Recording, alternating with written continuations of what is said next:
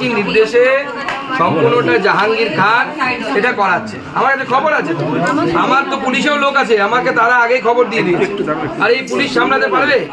যে পুলিশের SP civic ভলেন্টিয়ারের মতো ড্রেস পরে যে পুলিশের এসপি এখানে ট্রাফিক সামলাচ্ছে, সে কিভাবে সামলাবে? র্যাব কোথায়?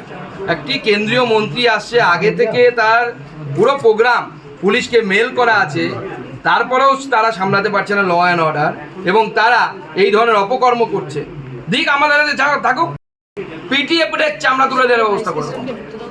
আজকে আমাদের কর্মীদেরকে পুলিশের সামনে আমার মন্ডল সভাপতি মাথা পাঠিয়ে দিয়েছে এইখানে আসার সময়। ভাবুন, এইটা নাকি ডেমোক্রেসি, গণতন্ত্র? মমতা বন্দ্যোপাধ্যায় আবার বড় বড় কথা বলে। এখন যদি এই অবস্থা হয় তাহলে 100 দিনের টাকা নাকি আপনি আটকে দিয়েছেন, এই নিয়ে আরে কোর্টের রায় হয়েছে, মূর্খরা তো পড়তেও জানে না। এই যে যারা আছে এদেরকে আমি চ্যালেঞ্জ করছি, মমতা বন্দ্যোপাধ্যায়কে এবং অভিষেক বন্দ্যোপাধ্যায়কে জিজ্ঞেস করুন তো এদের ছবি দেখাতে বলুন 100 দিনের কাজ করেছে। কেউ 100 দিনের কাজ করে? গুন্ডামি করে খায় তো এরা, লোকের কাছে তোলা তুলে খায়। শেখ শাহজাহানের সাথে এই জাহাঙ্গীরের সাথে মিলে তোলা তুলে এরা তোলাবাজগুলোকে পাঠিয়েছে। আর যে অকথ্য ভাষায় আজকে অভিষেক বন্দ্যোপাধ্যায় এবং মমতা বন্দ্যোপাধ্যায়ের নির্দেশে এরা আমার মাকে গালিগালাজ করেছে, আমার মনে থাকবে শুধু এটুকু বলে।